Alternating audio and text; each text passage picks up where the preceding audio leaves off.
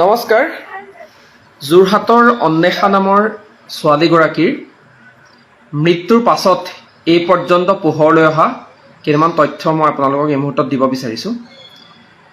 প্ৰথম কথা, যোৰহাটখন এনেকুৱা নাছিল। সাংস্কৃতিক আৰু শৈক্ষিক নগৰী যোৰহাট এনেকুৱা নাছিল।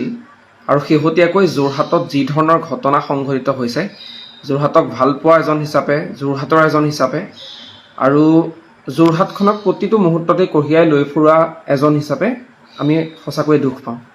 এতিয়া কথা হ'ল, যোৰহাটৰ যিগৰাকী অন্বেষা শইকীয়া নামৰ যুৱতীৰ মৃত্যু হৈছে, সেই যুৱতীগৰাকীৰ ঘৰ চহৰত নহয়। যুৱতীগৰাকীৰ ঘৰ হৈছে পকামুৰা নামৰ এটা গ্ৰাম্যাঞ্চলৰ নপমুৱা গাঁৱত। এতিয়া আপুনি কল্পনা কৰক, নপমুৱা গাঁৱৰ দৰে এটা ভিতৰুৱা অঞ্চলৰ গাঁৱৰ যুৱতীয়ে ড্ৰাগছ ল'ব পৰা হৈ গ'ল। আজি 2-3 বছৰ ধৰি ড্ৰাগছ লৈ আছিল। বয়স 18 বছৰ, অৰ্থাৎ ইয়াৰ পূৰ্বে যদি তেওঁ 2 বছৰ পূৰ্বৰে পৰা যদি তেওঁ ড্ৰাগছ লয়, তেনেহ'লে 16 বছৰৰ পৰা যোৰহাটৰ অন্বেষা শইকীয়া নামৰ ছাত্ৰীগৰাকীয়ে ড্ৰাগছ লৈ আহিছে। যোৰহাটৰ গ্ৰাম্যাঞ্চলত এতিয়া ড্ৰাগছ সুলভ, প্ৰথম কথা। দ্বিতীয় কথাটো হ'ল, এই আৰিয়ান গোস্বামী নামৰ যিজন যুৱকৰ বিৰুদ্ধে এতিয়া হত্যাৰ অভিযোগ উঠিছে, এই আৰিয়ান গোস্বামীক পুপু বুলি মতা যায়। পুপু হৈছে এওঁলোকৰ এই গেংটোত এই ড্ৰাগছ অনা, তেওঁলোকে ক'ত ড্ৰাগছ ল'ব, ক'ত পাৰ্টি কৰিব, এই কামবোৰ চাই থাকে পুপুৱে। পুপুৰ নাম হৈছে আৰিয়ান গোস্বামী। এতিয়া আৰিয়ান গোস্বামীৰ মাক যিগৰাকী ঝৰ্ণা গোস্বামী, এই ঝৰ্ণা গোস্বামী নামৰ মহিলাগৰাকীও কিন্তু ধোঁৱা তুলসী পাত নহয়।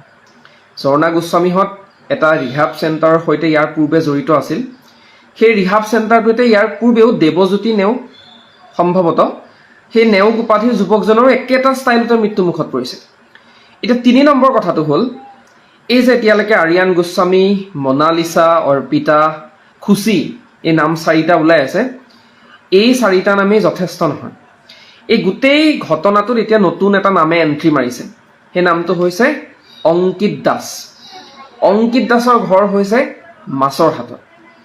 মাছৰহাটৰ অংকিত দাসে যুৱতীগৰাকীৰ সৈতে, অৰ্পিতা নে খুচি আৰু লগতে অন্বেষা আৰু এগৰাকী যুৱতী আৰু অংকিত, এই 3টা গৈছিলে দহাবৰা চুকত থকা গৌৰী এনক্লেভ নামৰ B2 নম্বৰৰ যিটো ফ্লেট, সেই ফ্লেটটোলৈ। এতিয়া সেই ফ্লেটটোত কি হ'ল তাৰ কেইটামান তথ্য আপোনাক দিব বিচাৰিছোঁ। অংকিতে লগত আন এগৰাকী ছোৱালী আৰু এই অন্বেষা শইকীয়া, এই 3টা আৰিয়ানৰ ফ্লেটত গ'ল।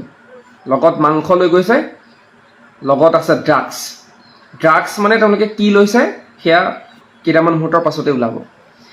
আৰিয়ান গোস্বামীয়ে কোৱা মতে আৰিয়ান গোস্বামীয়ে মাংস বনাই আছিল, লগত সেই যুৱতীগৰাকী আছিল।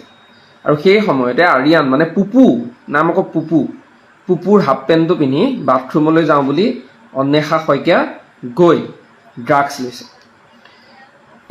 ভয়ংকৰ ৰূপত মানে হাৰত ড্ৰাগছ লৈছে, অধিক মাত্ৰাত লৈছে। ড্ৰাগছ লোৱাৰ পাছতে এতিয়া পুপুৱে দেখিলে যে তাই সেহাই আছে, এনেকৈ সেহাই থকা সময়তেই তেওঁলোকৰ মাজত হৈচৈ লাগিছে। পুপু মানে আৰিয়ান, যিগৰাকী যুৱতী, অৰ্পিতা আছিলে নে খুচি আছিলে নামটো পাহৰিলে, ইমান দৰকাৰো নাই, সেইজনী ছোৱালীয়ে তেওঁলোকে যেতিয়া চিন্তা কৰিছে কি কৰিব, তেতিয়া চাব দেই, ইহঁতৰ কথাবোৰ চাব। ড্ৰাগছ মানে বেছিকৈ ল'লে, অভাৰড'জ হ'লে বোলে নিমখ খাব লাগে, নিমখ খাই দিলে হেনো কণ্ট্ৰল আহে। গতিকে সেই কিটচেনত থকা সেই ছোৱালীজনীয়ে মুঠিয়ে ড্ৰাগছ অন্বেষাক খুৱাই দিয়া হৈছে। অন্বেষাক ড্ৰাগছ খুৱাইছে যাতে তাই কণ্ট্ৰল অৱস্থা এটালৈ আহে। এই কথা মই কোৱা নাই, এই কথা পুপুৱে কৈছে, মানে আৰিয়ান গোস্বামী বোলাটোৱে কৈছে। আৰিয়ান গোস্বামীৰ বয়স হৈছে 22 বছৰ। যোৱা 4-5 বছৰ ধৰি আৰিয়ান গোস্বামীয়ে ড্ৰাগছ সেৱন কৰি আহিছে। আৰিয়ান গোস্বামীৰ মাকৰ ৰিহাব চেণ্টাৰ এটা আছিল, মানে মাক জড়িত, নিজৰ অ'নাৰশ্বিপ সম্ভৱতঃ নাই, কিন্তু মাক জড়িত। সেই যিটো ৰিহাব চেণ্টাৰ আছিল, সেই ৰিহাব চেণ্টাৰটোত অলৰেডি ছেইম কায়দাত এজন যুৱকৰ ইতিমধ্যে মৃত্যুমুখত পৰিছে। নেওগ উপাধিৰ দেৱজ্যোতি নেওগ, সম্ভৱতঃ সেই যুৱকজনৰ নাম। এই দেৱজিৎ নে দেৱাজ্যোতি কেনেকৈ সেই ৰিহাব চেণ্টাৰটোত মৰিলে, যোৰহাট আৰক্ষীয়ে এতিয়ালৈকে উলিয়াব নোৱাৰিলে। মানে কি হ'লগৈ তাৰ একো তথ্য এতিয়ালৈকে নাই, আৰু মৰিলে গ'ল। এতিয়া অন্বেষা মৰিলে, অন্বেষা মৰাৰ পিছত এতিয়া আৰক্ষীয়ে কি কৰিব পাৰে, গোটেই বস্তুটো উলিয়াব পাৰে নে নোৱাৰে, ড্ৰাগছৰ অবাধ প্ৰচলন যোৰহাটত হ্ৰাস কৰিব পাৰে নে নোৱাৰে, সেয়া পৰৱৰ্তী সময়ত দৃষ্টি নিবদ্ধ হৈ থাকিব। কিন্তু এই যে ক'বলগীয়া কথাখিনি এই আহে যে সাংস্কৃতিক আৰু শৈক্ষিক নগৰী বুলি কোৱা যোৰহাটৰ অলিয়ে গলিয়ে এতিয়া ড্ৰাগছ উপলব্ধ, ড্ৰাগছ আপুনি পায়। আৰু আটাইতকৈ ডাঙৰ কথা, এই অন্বেষাৰ ঘটনাটোৰ পাছত এনেকুৱা কিছুমান তথ্য আমি লাভ কৰিছোঁ যে গাঁৱে গাঁৱে সন্ধিয়া খেলপথাৰসমূহত শূন্য যিবোৰ ৰাস্তা আছে তাত ল'ৰা ছোৱালী যুৱক যুৱতী একেলগে বহি বাইক চাইকৰ ওপৰত বহি ড্ৰাগছ লৈ থাকে। যোৰহাটৰ এনেকুৱা কালচাৰ আগতে নাছিলে, যোৰহাটখন এনেকুৱা নাছিলেই। এতিয়া যে অন্বেষা শইকীয়াৰ মৃত্যুৰ পাছত এই আৰিয়ান গোস্বামী বোলাটোক ধৰিছে, অৰ্পিতাক ধৰিছে, মনালিছাক ধৰিছে, জৰ্ণা গোস্বামীক ধৰিছে, খুচিক ধৰিছে, ইহঁত আচল কালপিত নহয়। এই ঘটনাটোৰে জড়িত কাৰণেহে সিহঁতক ধৰা হ'ল। কিন্তু ড্ৰাগছৰ ছাপ্লাইটো ক'ৰ পৰা আহি আছে, কোনে বিক্ৰী কৰি আছে, ইহঁতক আৰক্ষীয়ে যদি নাজানে তেনেহ'লে অলিয়ে গলিয়ে ইহঁতি ড্ৰাগছ বিক্ৰী থাকিব নোৱাৰে। আচলতে অভিযোগ এইটোহে যে আৰক্ষীয়ে কথাবোৰ জানে, কিন্তু এই মোটা অংকৰ এটা ধনৰ যিটো কাৰবাৰ বৰ্তমান চলি আছে, এই কাৰবাৰবোৰৰ কাৰণেই এই ধৰণৰ ঘটনা। চাওক, তথ্য আমাৰ হাতত আছে। ইয়াৰ পূৰ্বে বহাগ বিহুৰ সময়ত চন্দননগৰত এজন যুৱকৰ মৃত্যু মুখত পৰিল, ড্ৰাগছ আসক্তই মাৰিলে। দিছৈনগৰত আমাৰ লগৰ ল'ৰা এটা মৰিলে, আজিলৈকে আৰক্ষীয়ে সুংসূত্ৰ উলিয়াব নোৱাৰিলে, কাটি পেলালে, গোটেই গাহৰি কটা দি যুৱকজনক কাটি পেলোৱা হ'ল।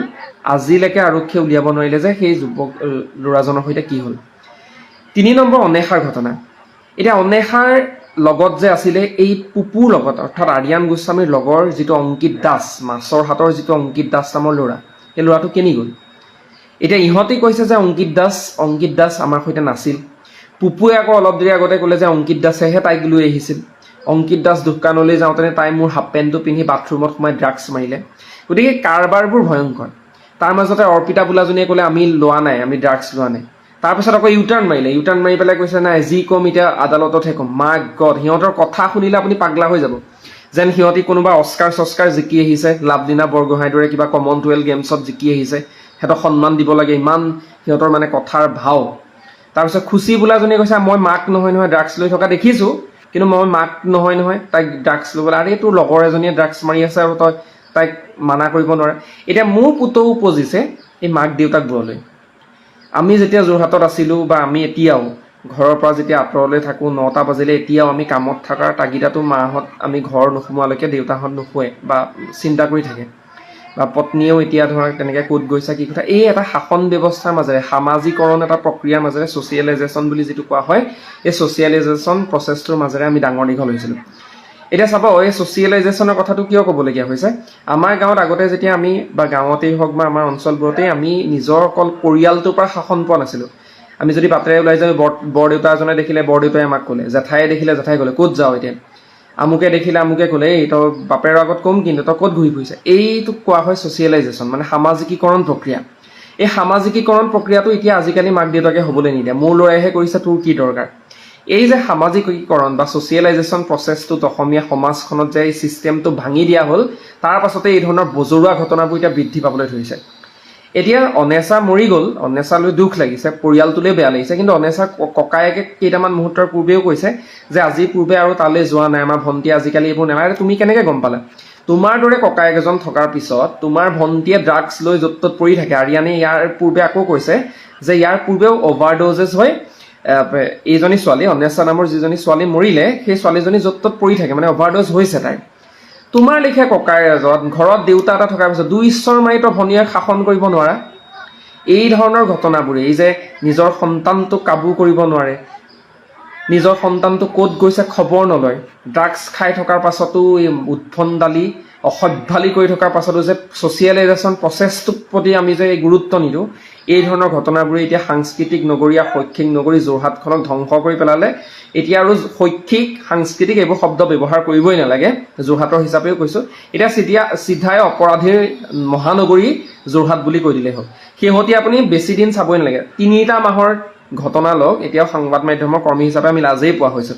কাৰ্যালয়ত কৈয়ে থাকে যে যোৰহাটৰ পৰা আকৌ এটা আহিলে, যোৰহাটৰ পৰা এইটো আহিলে দেই, তোমালোকৰ যোৰহাটত কি হৈ থাকে।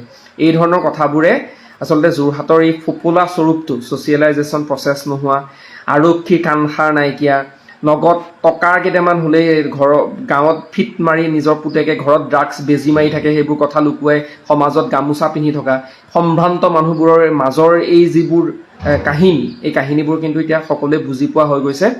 আৰু আমি এইটোহে চাব লাগে যে ক'ত কি হৈ আছে আমাৰ দৰকাৰ নাই, নিজৰ ঘৰখনৰ পৰা আমি অন্ততঃ আৰম্ভ কৰোঁ।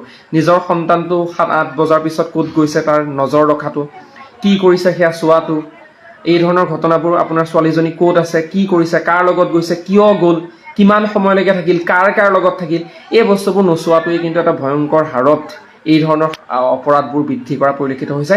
কেৱল অন্বেষাই প্ৰথম নহয়, অন্বেষাৰ পিছত আৰু বহুত আহিব, ইয়াৰ পূৰ্বেও বহু কেইগৰাকী আহি গৈছে। গতিকে আমি সকলোৱে আচলতে দৃষ্টি নিবদ্ধ ৰাখিব লাগে আমাৰ নিজৰ সন্তানৰ ওপৰত।